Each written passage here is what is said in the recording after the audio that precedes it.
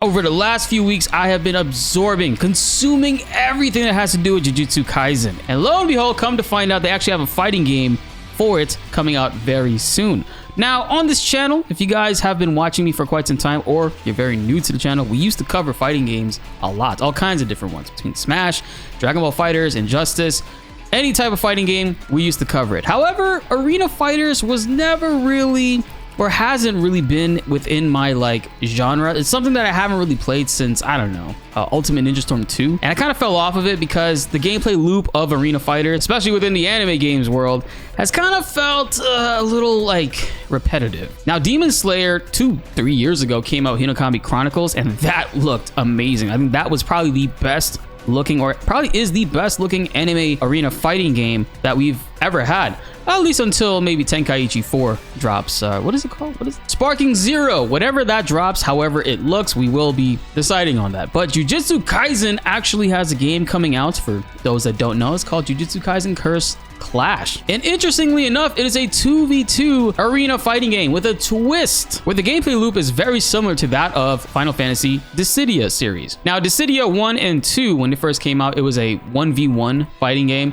Dissidia NT, which is the more recent of the titles, strictly focused on 3v3 gameplay, which at first seemed pretty cool because of, you know, the fact that Final Fantasy games are RPGs and we usually have teams of 3 or 4 on a team.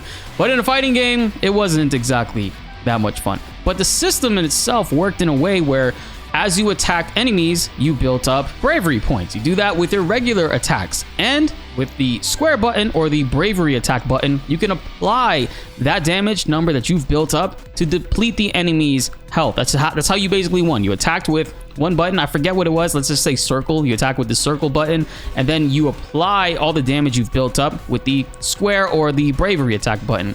Cursed Clash essentially has a very, very similar system in that way. It's 2v2. You can play with a friend against 2 other people or other friends. But what is awesome is, compared to the recent Naruto game, you could actually create lobbies and invite your friends to play this game. Imagine launching a game and having that feature, right?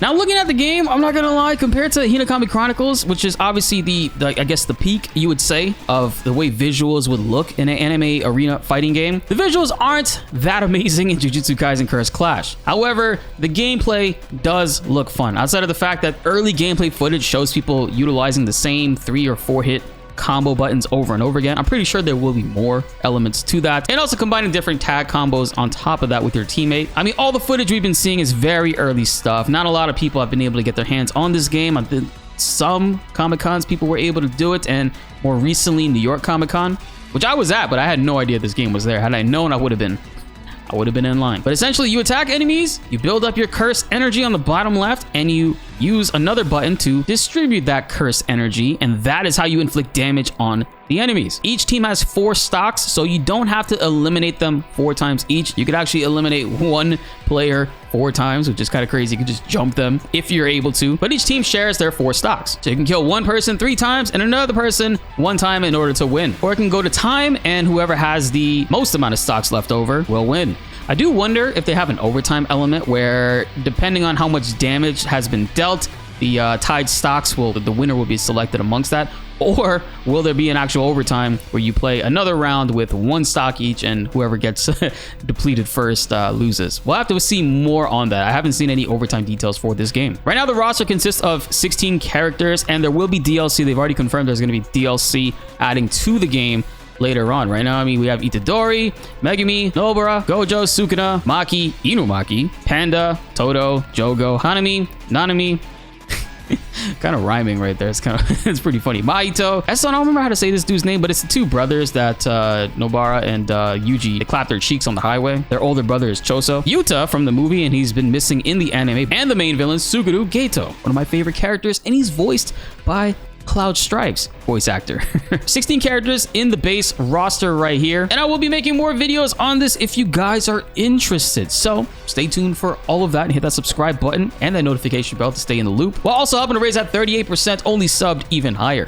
Now, from this playable characters list right here from 1 to 16 and the potential new characters that will be dropping, and maybe even some ones that I haven't seen yet in the manga. I'm only on chapter 76 in the manga. Which character are you most excited for and looking towards playing? There's some pretty unique things as far as like each character goes. Like Mahito, for example, will deal a small amount of curse energy damage with his regular attacks. I think that's like an exclusive passive for him. Nanami gets more curse energy when there's like 1 minute left for its overtime passive, which is pretty funny. Nobara, after 3 hits, can apply a nail to the enemy, and this can actually stack 3 times, and you can detonate it whenever you want. And I can only imagine combining this with your teammate, say for example Gojo, and using purple to hit them could be a wild and nasty combination, just saying. It does have a radar on the bottom right, which does seem kind of pointless, but most likely I think it exists for moments when you are 2v1ing somebody and their teammate is approaching from behind, or you just killed somebody's like teammate and you're just jumping the other one. You could see like when the other one's approaching and whatnot. I feel like that's the only reason why a radar like this exists, because you can clearly see the names on the screen through the walls and whatnot. And Sukuna, being the asshole that he is, can actually hit his own teammates and knock them back as well, but it doesn't appear that he deals curse damage to them, at least from what I could tell in this gameplay. So that could be a good and bad thing. Like maybe you can use Sukuna to get your teammate out of an enemy's combo by detonating that big hit that hits everybody. But there's still a lot of information left to uncover for this game. Most likely I'll be getting it on PlayStation 5 because that's where I guess everybody's player pool will be. I don't think this game is going to be crossplay at launch. Let me actually look that up real quick. Yeah, it doesn't really seem like it supports crossplay, at least not right now. Hopefully, fingers crossed, that is something that it eventually does, because I think that if it did, we would have a bigger player pool, of course, across all platforms, since this game is dropping on essentially everything. But yeah, PlayStation 5 will probably be, most likely is going to be the platform that I'm going to be playing it on, just so we could all play together. Now typically I would get it on Steam, but fighting games, especially anime arena fighting games, I don't think they have a very big player pool on PC Steam. And only recently, I think 2 weeks ago, they confirmed that Yuta and Geto are coming to the game. I mean, this is what they look like in-game like screenshots using Rika. Geto might be kind of annoying. He's like a mid-range attacker. I'm pretty sure he's gonna be zoning and obviously using his curses to fight for him. Gojo seems to be the all-rounder. He does have range as far as like dealing damage with red and purple. He can actually use, oh god, centipedes.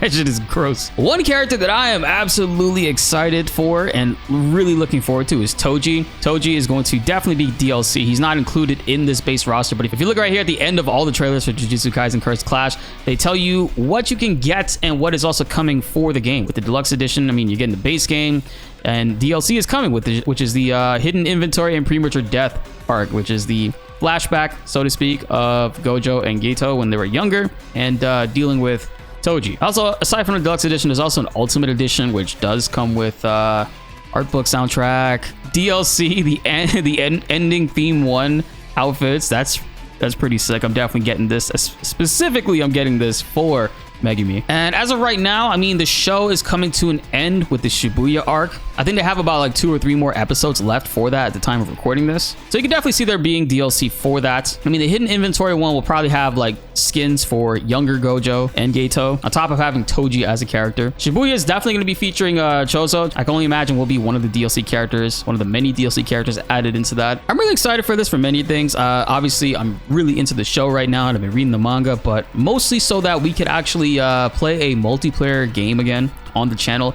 Recent fighting games that have been coming out, I've been trying to get into them, but I just have not been enjoying them. Talking about like Mortal Kombat 1, even Street Fighter 6. I don't know, I just couldn't really just get back into it like I used to. So maybe an arena fighter, a third-person arena fighter, is what will revive that fire inside of me. I mean, DBFC rollback was awesome. Unfortunately, that was just a beta, so that went away. Hopefully that does release a little bit sooner than later. But yeah, guys, I'm looking forward to JJK Cursed Clash. This game is going to be played a lot by us on stream. We're gonna be playing. You guys can jump in. Of course, we'll be doing custom lobbies. Maybe we'll even host some tournaments if you guys are down. But comment below. Let's get a discussion going. I want to hear what you guys think about this game. Yes, I know visually it does look a little rough, but gameplay might be high-key a lot of fun, and I'm looking forward to that, and I hope you guys are too. Be sure to like the video if you enjoyed, and subscribe if you are new. More JJK videos are on the way and you don't want to miss them.